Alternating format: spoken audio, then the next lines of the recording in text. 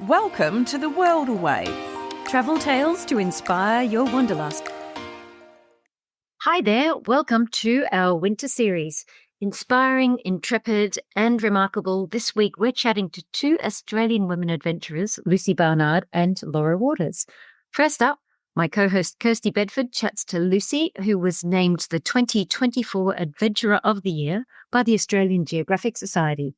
Lucy is almost at the end of an astonishing feat to become the first woman to walk 30,000 kilometres from the southernmost tip of South America to the top of North America.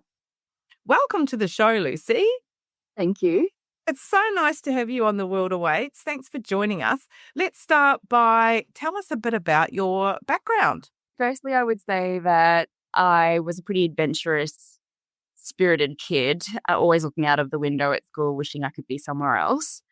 And then I went into the professional career path, became a scientist, became a communication specialist, and was on my very first adult holiday away when I was on a bus traveling down to Argentina. And Argentina in the country areas is very open plains. So there's not much happening over this 12-hour bus trip except that time is passing, but the landscape's not changing. So that started me thinking that I could walk faster to get there. And that silly little thought led to me doing a little Google search to see if it was possible and if anyone had done it. And then that got me wondering about the length of the world. And I'd seen that one man had done it in the year that I was born, but since then no women had achieved the same feat. And I was like, oh, it can't be that hard. So what did you do to get started? What planning did you have to do? And also, when exactly was this that you got started? Okay, so I started in 2019, but the idea came to me in 2016. And in that time, I was already a fairly competitive cyclist. I was a rock climber. I loved canyoning. Every weekend I was out doing what they like to call micro adventures these days. And so I just kept on with my usual fitness. I was really, really fit. In fact, I would say now I'm less fit than I was back then because I'm just walking. And I've lost a lot of my core strengths. And then I went into a whole project management plan of setting out all of the things I would need to consider from country to country, any kind of illness that I might be exposed to along the way, any kind of political issues, visas that I need to be concerned about. I knew that I wanted to get a dog, so I found out about if it was possible to pass through these places with dogs, which it's really easy, very easy. And then after I had a big chart set out of all of the different things that I need to sort out along the way, I put it into like a traditional Gantt chart, full project management style, and just step by step hooked in and got myself to the point where I didn't feel like I was ready. You never can be. There's always something else or something extra that you could do. But a really good friend of mine just said to me, Lucy, getting to the start line is a win. Just get to the start line and see how you go. And that's all I did. So how did you know where to go? Like how? I didn't. That's the thing. So I spent way too much time really scrutinizing trails and directions that I would, and paths and all of the rest of it. But ultimately on the very first day, national parks wouldn't let me through an old border crossing without giving them 3 months notice, which I didn't have time to do. So my whole plans from day one changed. And from then on out, I just used local knowledge to determine the route, because in the world of Latin America, things really are day to day. And just because there is a higher profile of natural hazards over there, so earthquakes and tsunamis and all of that sort of stuff, you really need to maintain a flexible mindset to be able to continue on something that's so long term, keeping in mind that originally I thought it would take me 3 years to walk the length of the earth, and I am now up to year 5. So with the dog, why did you want to take a dog, and where did you get the dog from? And did the dog go from the very start, from day one?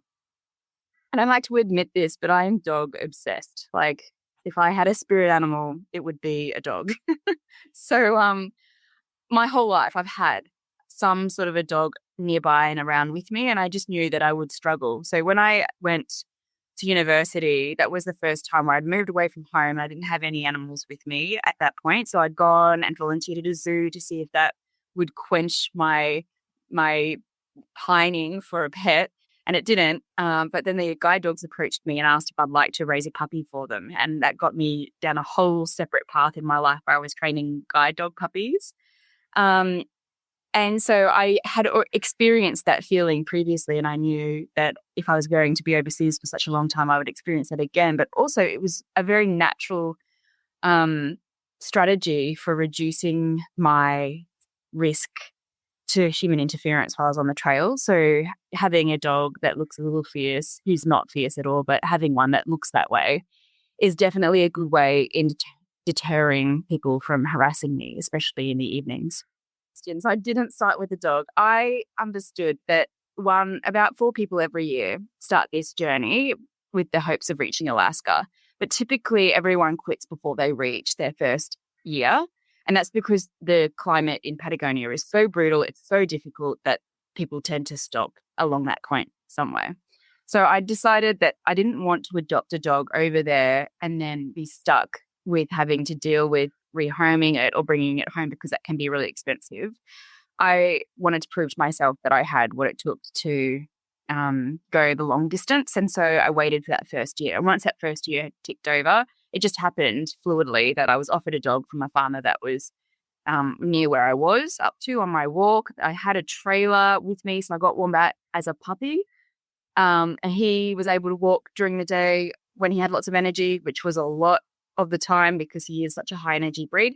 And then when he was tired, I'd pop him into a hiking trailer that I had at the time because I was crossing a desert and I needed to be able to carry extra water and extra food. And so it just made a lot of sense that since I had a hiking trailer, that I could have a dog with me that could rest when it needed to. And what breed is he? He's an Australian cattle dog, so really high energy. And Wombat, just because you wanted the Australian name? Yeah, totally. Actually, it went to an election. I put up a little voting panel on my website.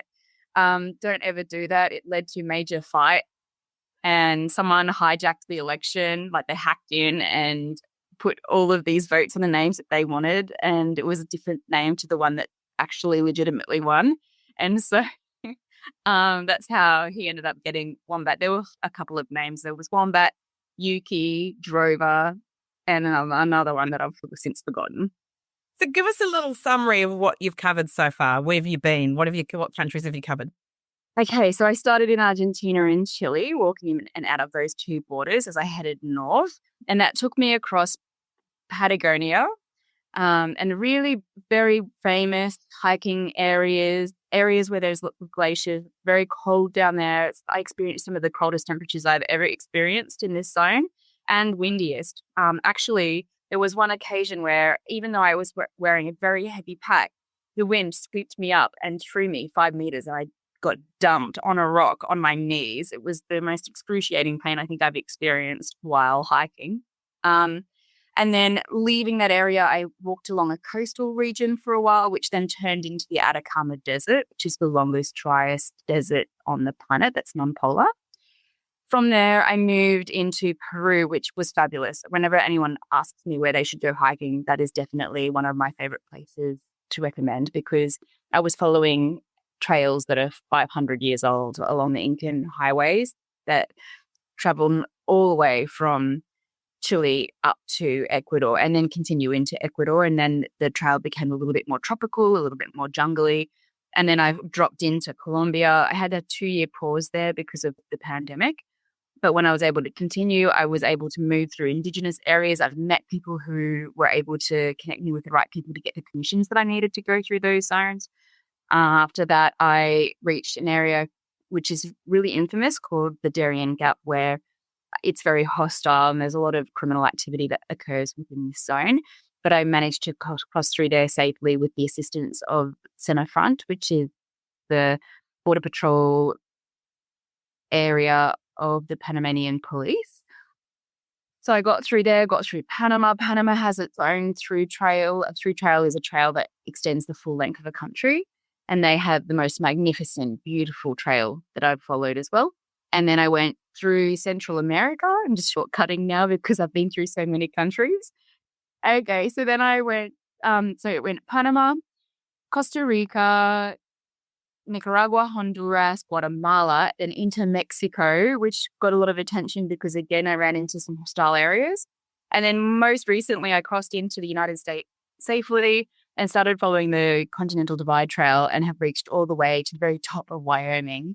I have one state really left to go in the United States before crossing into Canada. So from there, I'll follow my final long trail, which is the Great Divide Trail. I'll make my way over towards Alaska, and then I'll be following the highways, also following gas lines until I get up to the Book Ranges, and then I'll be cutting across the Book Ranges if the season is permitting. And then I'll drop down into a town that's called Utqiagvik. It's the northernmost town in the Americas, formerly known as Barrow in Alaska. Got so many questions for you. We could be on now, but so when you say the police helped you, what did they do? How did that work? Because you'd be walking for many days, right? Yeah, so in this area, it's known for people smuggling, people who are really looking for salvation in a country that is safer than their own, somewhere safe to live. So that's going on. There are about 700 people every day that are commencing that walk. So it's a very high trafficked area, and there's a lot of cartel activity taking advantage of people who are just trying to find a safe place to live. And then there's no highway that goes through there, and there's a lack of visibility. It's the hotspot for smuggling money and guns from Panama into Colombia, and from Colombia into Panama drugs. So it's a very hot area. It's one of the areas that you'll see on Smart Traveller where it's a red zone, which just says that you do not travel here. If you do travel into these areas, you won't be covered by any travel insurance. They're seriously unsafe. And so I had received permission from Indigenous groups that live in there, because even though it is hostile areas, there are people who live safely in their communities in these areas. So I was going to be handed from one community to the next. But when Centre Front heard that I was there, they felt very uncomfortable, because ultimately, as a foreign traveller, if something goes wrong, they're the people who get stuck with trying to find me and dealing with the family and the Australian government. And so it is also important to work not just with the Indigenous people. In this area, the Indigenous people have sovereignty over this land. So it is their land, and the Panamanian police are guests there. But the Panamanian police also have a high number of Indigenous people who work with them as well as professionals. So it's a really workable system. And I had a meeting with the Director General, who is the highest level ranked person in the police force, and he was able to coordinate a group of 7 police officers to chaperone me through this area. Wow, amazing. Yeah, and I felt really uncomfortable with the idea of that at first, because I didn't want to inconvenience a government. You know, they've got bigger issues to deal with than a foreigner. However, they were just following their usual routine. So they patrol these areas, they walk along these trails as part of their job. They go on month swings. So they work for 1 month on and then 1 month off. And every day that they're working, they're moving through the jungle, trying to intercept illegal activity. Amazing. Gosh. And were you scared going into some of these areas? It's hard to describe. So I would say that I felt prepared, and I had done a risk assessment where I felt comfortable with the level of risk that I was taking on. If I was just going to walk through there alone without doing any of the due diligence that I had done, then yes, I think it would be right to be very afraid. But because I had done all of the things that were necessary to keep myself safe, I was feeling more comfortable about it. So what did you do with the dog? How far did the dog go with you on this part? Oh, okay. So with this section, I didn't take him in. I left him with somebody who I knew in the northern section of Colombia, and then he was flown into Panama, which actually was logistically more difficult than organizing a police escort, believe it or not, because that particular leg is highly monetized by the bodies of people who like to bring or ship animals through. And so in hindsight, it would have been easier just to take him with me, but I didn't want to have the additional concern of keeping him safe too. Yeah, of course. So how much of the walk will he end up doing in the end? Yeah, more or less exactly what I've done minus 6,000 kilometers, which is what I covered in the first year. Yeah. So he will do 24,000 kilometers. Right. So you're back home for a bit now. So where is he now? He is with a family that's taking care of him in Colorado. Yeah, amazing. Okay, great. Oh, that's so nice. So when are you headed back off again? Just a couple of weeks actually. I'm frantically getting my budget ready, and this final stretch is a very expensive leg of the journey because I'm going to be requiring potentially hiking skis or snowshoes to walk through this along the snow. And to keep in lines with walking the length of the world, these are devices that you can't slide on.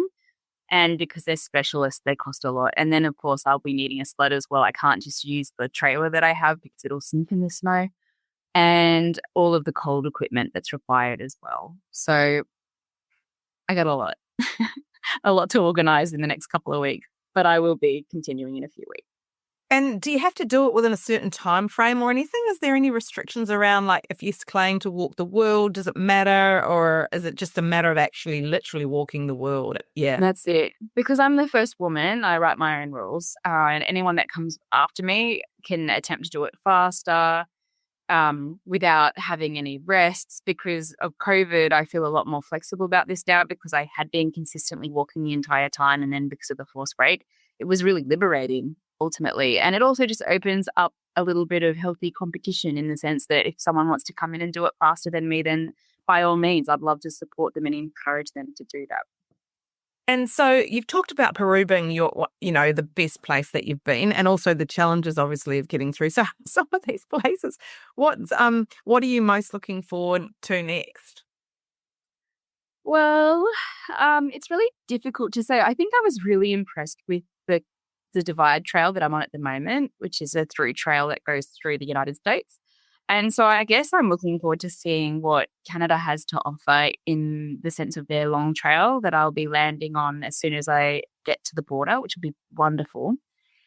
And I am very curious to see. I have wanted to explore the book ranges since I was very young, and to be able to have that along the trail right at the end should be magnificent too. And of course, I'm always really thrilled to see the different animals along the trail. We don't see very many because between Wombat and I and the noisemaker that I have with me to deter predators, a lot of the animals get away before we get near them. But it is really thrilling to see nature. Amazing. And tell us a bit about what you do, what you listen to, and what you eat while you're, how do your days look, and where do you sleep? Well, the first thing is that I'm usually in a tent. So I don't really see a town any sooner than every 5 days. And now that I'm heading into more remote regions, it could be 10 to 20 days, which is why I need a sled. So I'm also in snow areas and following hydrogeological areas, which are areas where most of the surface water comes from that we as people consume. So that's to say that it's remote, it's very cold, and can be very wet. So with that all said, I'm also in areas where there's lots of predators. So we're talking grizzly bears. I'll be moving into polar bear regions. There's also wolves, which are huge, huge animals, much larger than I thought that they were. They're kind of 2 to 3 times bigger than a dog, and they travel in packs. And there's also snow leopards. So I start at daylight so that I can see. That's really important because predators tend to hunt at night, but they are around during the day. And then I have a speaker that sits on my shoulder, and I've always got either a podcast or a book playing, usually something that's conversational so that sounds like there's more than just me walking. And we continue all the time with something playing in the background, and that's new because of predators.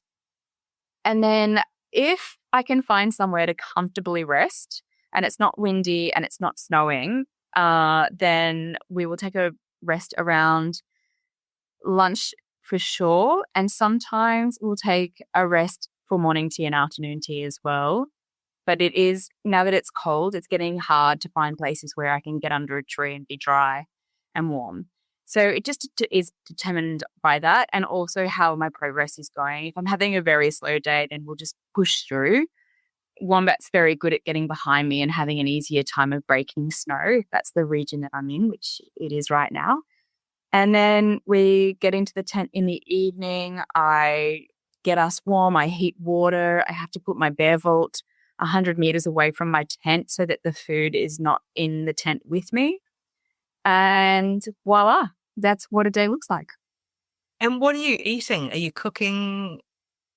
Yeah, so I've been to keep the pack weight down. I have been buying freeze dried meals, which are meals that are snap frozen, and then the water evaporates as it goes through that fast freeze process. And that is the lightest, most nutritious type of food for long-term food storage that you can get.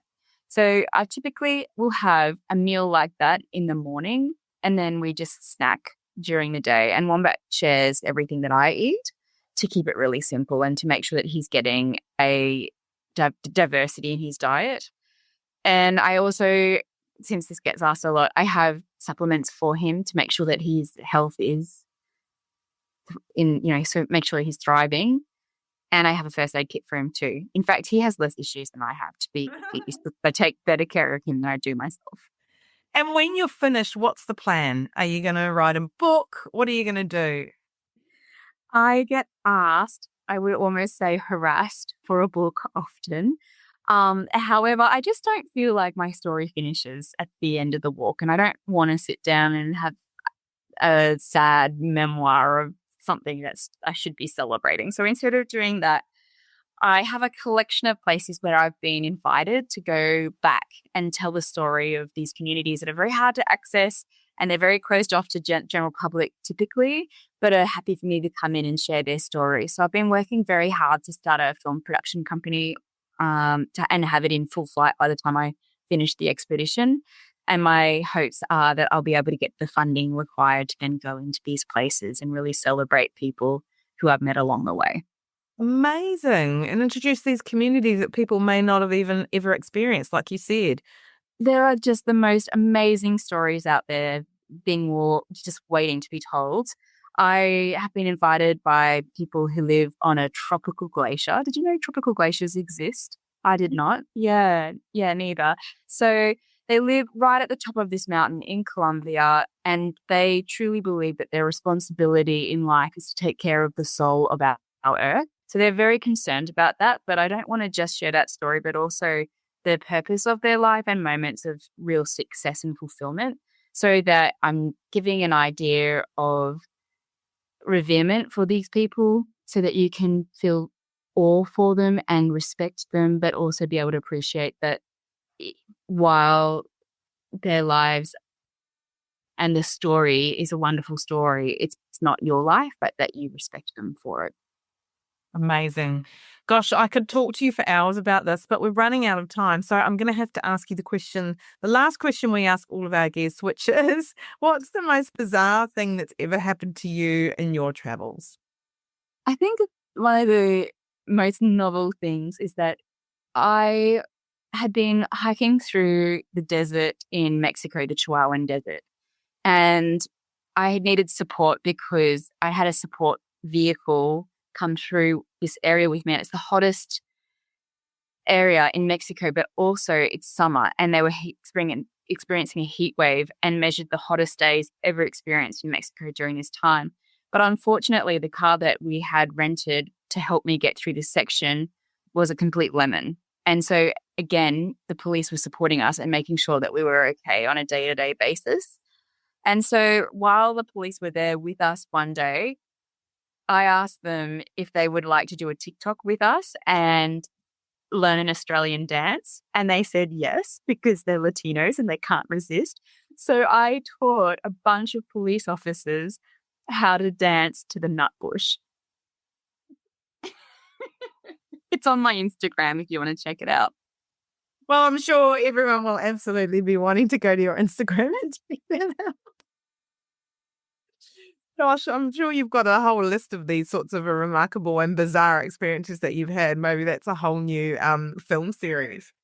Now that I think about it, it's not even the first time that I've danced with police officers. Right down in Argentina, in Patagonia, they invited me to come to Zumba with them because they just saw that I was on my own and that I probably, the theme of this whole walk is that community has always gotten behind you. And I think one of the big values of the Latin Americas is maintaining a sense of community and protecting one another, really looking out for each other. And so definitely I have been adopted a lot and invited to do a lot of things that I wouldn't ordinarily expect.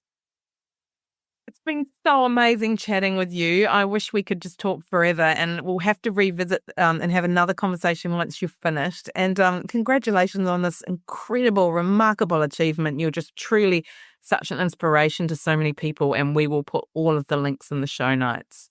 That was Lucy Barnard, 2024 Adventurer of the Year, and you can follow her trails on Instagram at Tangles and Tail. Next up, we are chatting with another adventurer, author and inspirational speaker, Laura Waters, about her epic journey paddling the length of Australia's longest river, the Murray. Welcome to the show, Laura. Thanks very much for having me, Kirsty. It's so great to have you on. We have actually had you on before, and we will put a link to the last time we spoke, which was about when you walked the lengths of New Zealand, which is an incredible feat. So tell us a bit about your background and how you came to do that. Yeah, look, I was working in corporate for 10 years, and then I just suddenly saw a new hiking trail that had opened from one length of New Zealand to the other, and I immediately thought, I want to do that. And it's really opened the door to a whole lot of changes in my life, because walking 3,000 kilometers on my own was something I didn't think I could do, but I achieved it. And so when I came back, I thought, what else can I do? And so that led me to quitting the corporate job and chasing my dream to be a writer. So since then, I've written 2 books, Bewildered and Ultimate Walks and Hikes Australia, and become a full-time travel writer. And speaker. And inspirational, incredible inspirational, motivational speaker. And so tell us, so was it because of that you then just decided you'd look at what else you could do, and then the Murray came up? The Murray River has had a fascination for me for many years. I don't know, whenever I visited, I felt like there was a real energy about the place. And I was curious to know what the Murray was like beyond the big tourist towns like Echuca and Renmark, and I knew that it changed a lot. It starts up in the foothills of the Alps and travels all the way to this sea in South Australia. There's 2,400 kilometres, and I wanted to see it all. So it was curiosity that led me onto this quest of paddling the Murray. Amazing. So how do you get started on something like that? Like, how do you know what you need, and how do you get the gear? Yeah, I've done a bunch of short kayak touring trips before, and if you tallied them all up, it's probably about a month's worth. But I hadn't done anything longer than 6 days of kayak touring. And to be honest, it's a little bit easier in some ways to hiking, because when you're hiking, you've got to be really brutal about what you carry because it's all on your back. When you're in a boat, you've got much more space and weight isn't such a critical issue. So I already had all of the camping gear, and I was used to what I would need food-wise for that sort of long-distance trip. And yeah, because I didn't really have any time constraint as such, I just knew that I could take my time, well, to a point, take my time and just take it as it comes. So how long had you anticipated that it was going to take, and how long did it take? I had in my head about 2.5 months, and that is how long it took me.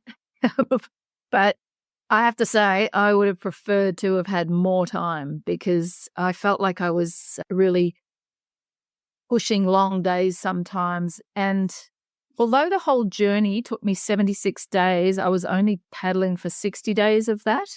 And that's because I needed the inevitable rest days once a week.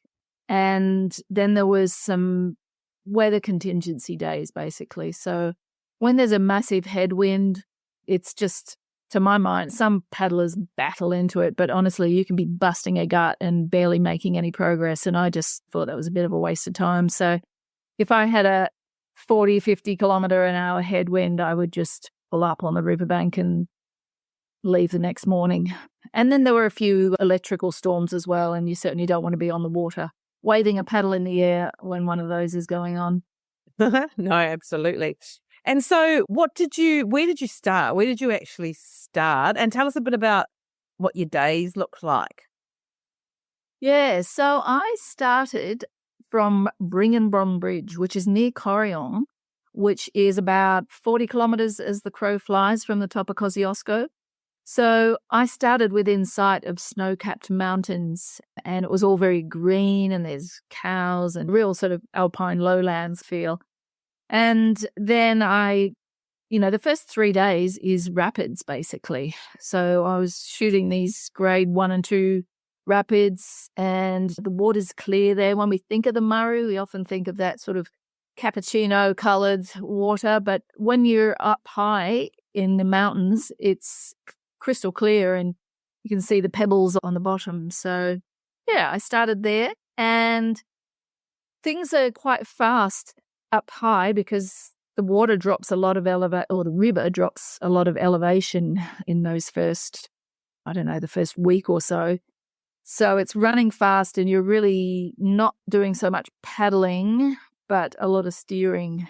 And so I tried to, but then, as you go further downstream, the river slows down. There's 15 odd locks to get through, and the river widens as well, which slows things down, and you're more prone to headwinds.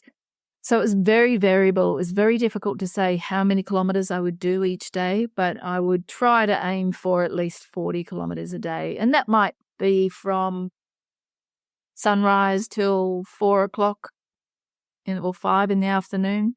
Yeah, every day was very variable, very different. And then you pitched a tent? Yeah.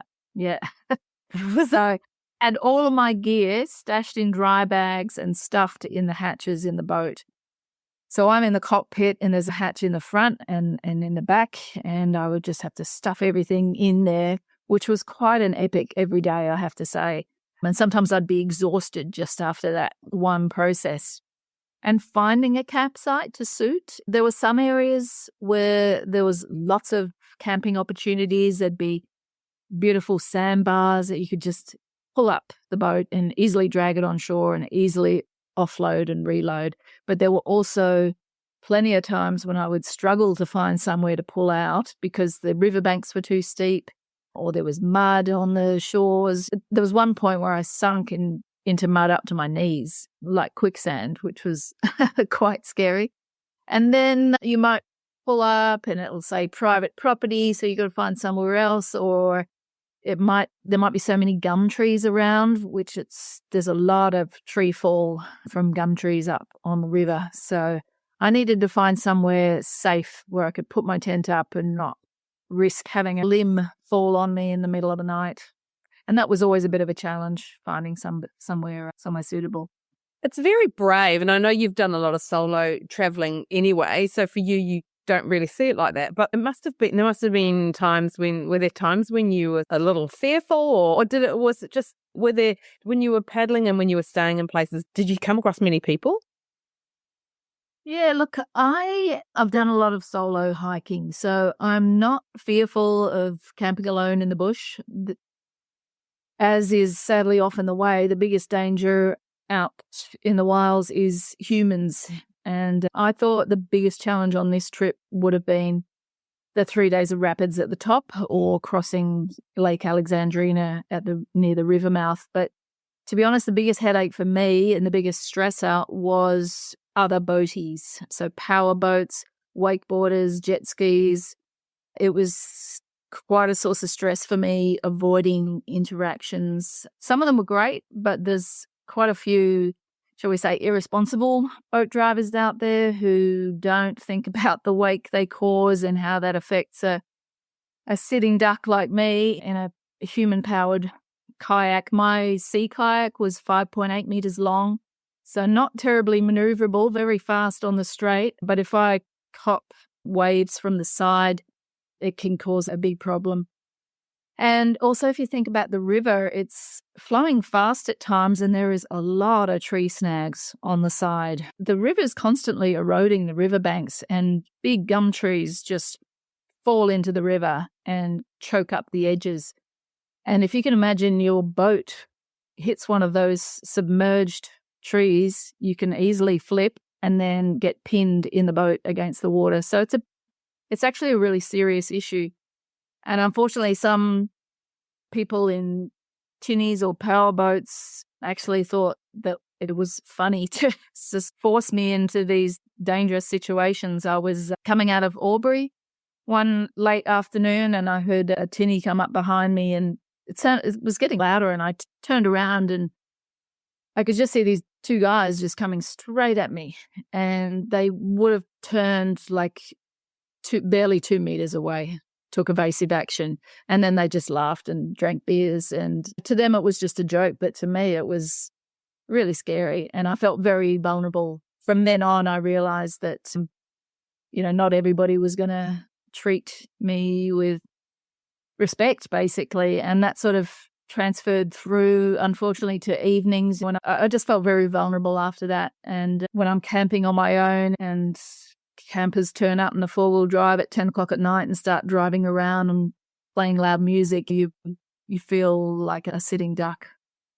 And there was another moment I had a close call with about 15 jet skis came racing around a blind bend, goggles on. It sounded like a Grand Prix track, the scream of the engines. And thankfully, I'd pulled over for a snack at the time. But had I been on the river at that point, they would have run me over before they even knew what happened, because it was a blind bend, that narrow part of the river, once again, the usual snags on the side, and there would have been nowhere for us all to go. And it just concerned me that some river users aren't thinking about who else is out there and treat it as their own private waterway or racetrack.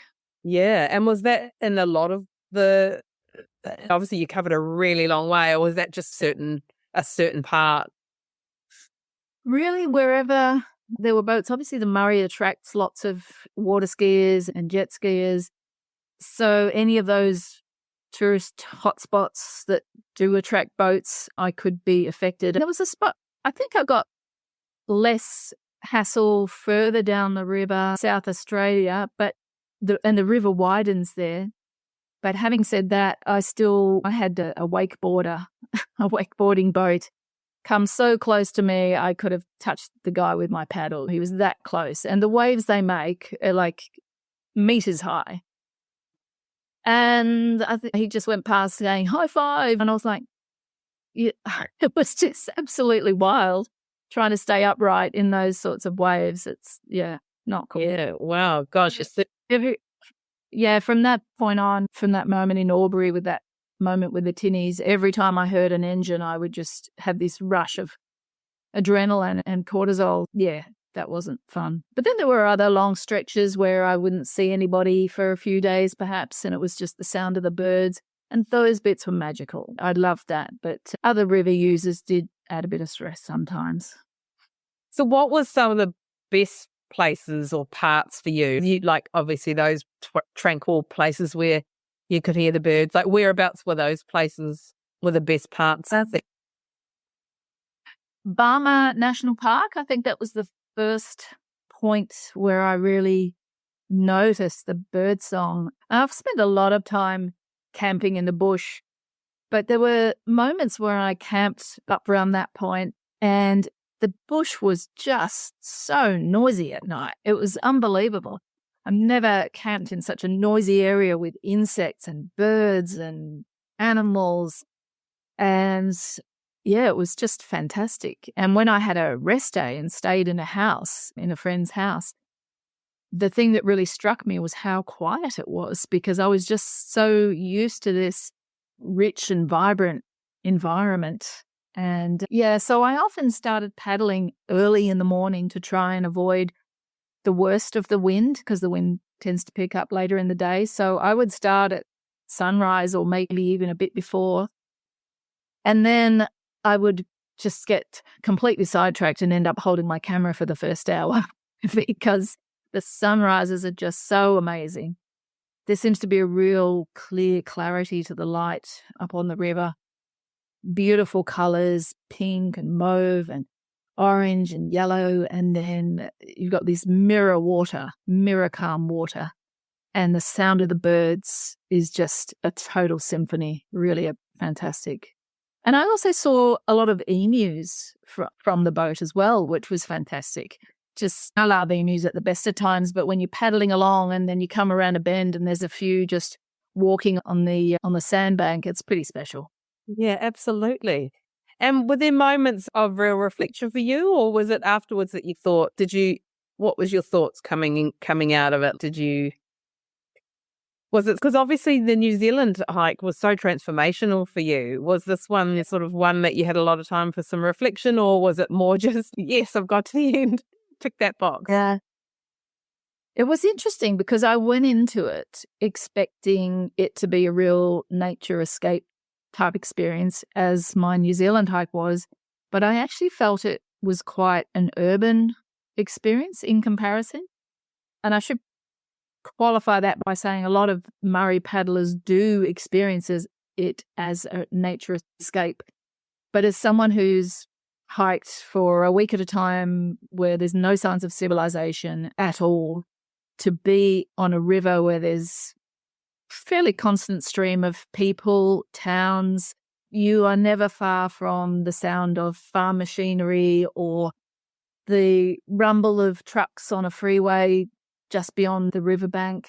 Yeah, so I didn't have that real calming nature recalibration type experience. And because of the stresses, not just the physical stress as well of paddling and the stresses of other watercraft, I actually found it quite tough from that point of view. And so I didn't really have time for any reflection.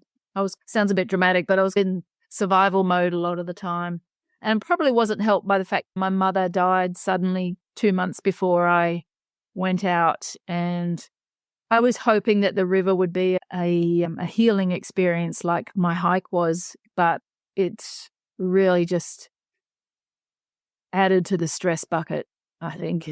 Yeah. So I didn't really have time to appreciate what I was achieving until I'd achieved the last hurdle, which was a day before the finish. And then the satisfaction finally hit me in a massive wave. And I was just like, wow, you did it, girl. And I've done a few challenges in my life, a few physical adventures, but this was the first one where I actually had a massive sense of achievement because it was so hard fought for. Yeah, absolutely. And not many people do it. It's just remarkable how the length that you covered and what you've achieved. It's incredible. There must be that absolute sense of complete satisfaction. What is there a section of it that people, because obviously many people can't do the amount that you did, but is there a part, and you have touched on some of those of the best parts along the way, but is there a part that you'd say people could do if they just wanted to get a taste of it? Yeah, look, around Barma, there's a good section, Picnic Point. You can do a 3-day section there, and you'll get the beautiful birds, and the river's narrow and goes fairly fast at that point. There's also sections around, say, Hatta Kulkyne National Park, where there's lots of beaches and beach campsite, which is great. So you could pick a section there as well to do. I also really loved there's some amazing red cliffs, sheer red cliffs around Waikerie and the South Australian border and Renmark, upstream of Renmark. And it looks like a chunk out of an outback gorge or something. You've just got these sheer sandstone walls and little corellas and cockatoos hide out in the holes. It's just wondrous paddling beneath those. So I really enjoyed that bit. And that was a massive surprise to me because I didn't even know these cliffs existed, to be honest. And I was just, every day I never really knew what the day would bring. And then suddenly I'm paddling one morning and going, wow, look at these cliffs. They're amazing. And I got all excited and took a million photos, and then the cliffs went on for days. Yeah, I got to enjoy that. But I also see a lot of houseboats enjoying that section as well. So it'd be good to do it on a houseboat too. Yeah, a lot easier sitting on a houseboat than doing what you did, that's for sure. So sometimes I'd go past and see people sitting on a boat with a glass of wine, logging it out and getting sore bum and sore fingers. But yeah. And it was your birthday too, wasn't it? Didn't you spend your birthday out paddling? So did you have an easier day that day?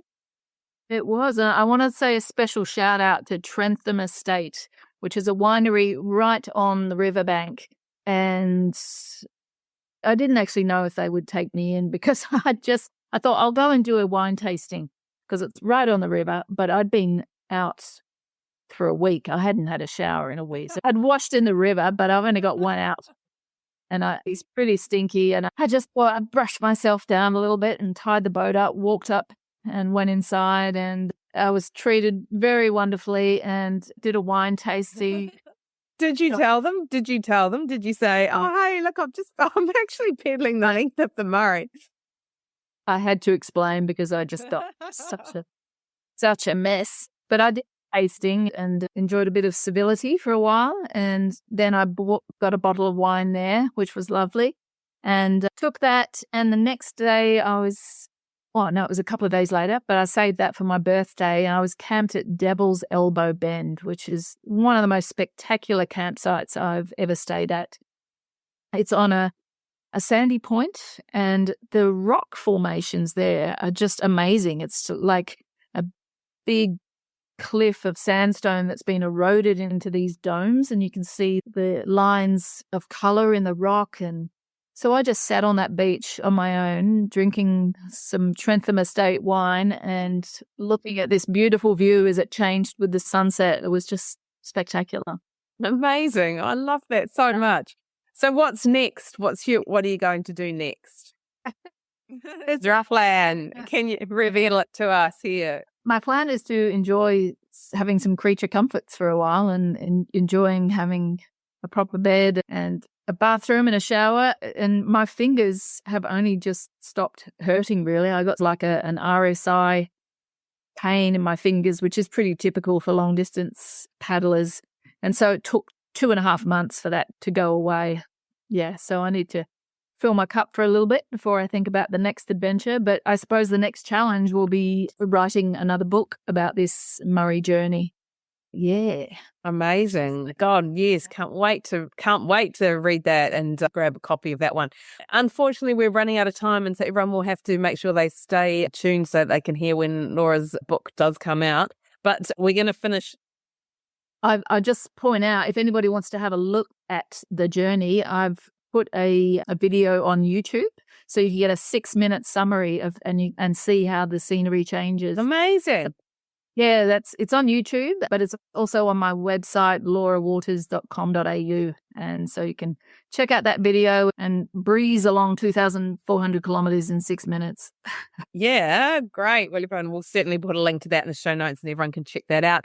So let's wrap up by telling us what's the most bizarre thing that's ever happened to you in your travels. There has to be a few. Yeah. And I'll tell you this one story, but this isn't the only time I've had something this wacky.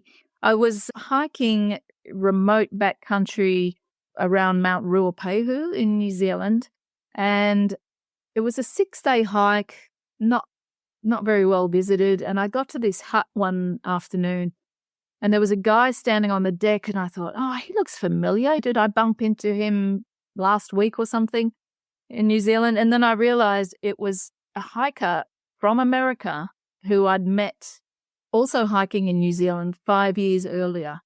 So when I was hiking the Te Araroa Trail, I paddled the Whanganui River with him. And then just amazingly, 5 years later, we randomly bump into it. And our both back in New Zealand and bump into each other again. That's pretty wild. You just sense how small is the world when that's sun. Of all the places you can hike around the world, and particularly coming all the way from America. Oh, amazing. Look, it's been so great chatting with you. And like I said, we'll certainly put all these links in the show notes. And thanks for chatting to us about your incredible feat. If you'd like to follow more of Laura's adventures, you can follow her at laurawaters.com.au.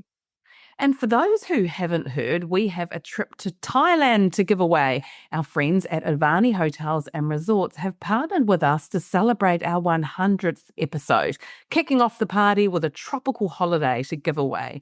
You can win 4 nights for 2 people in a deluxe room at Avani Plus Khao Lak with daily breakfast and dinner, airport transfers, and a Muay Thai boxing class.